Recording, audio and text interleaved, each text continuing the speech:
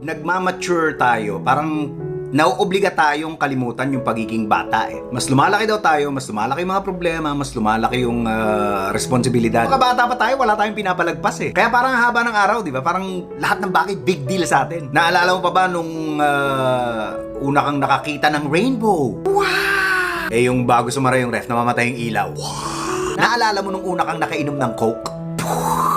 Sa maniwala kahit sa hindi, ang dami pa rin mga ganun sa paligid natin. Mga bagay na hindi pa natin alam. Pero dahil mayayabang na yung mga mature na mga sarili natin, hindi na natin ini-enjoy yung kababawan. May mga nagsasabing matanda na tayo kaya hindi na tayo naglalaro. Pero ang totoo, hindi na tayo naglalaro kaya tayo tumatanda. Sana wag niyong hayaang mawala yung inner child ninyo. Huwag tayong maging isip bata.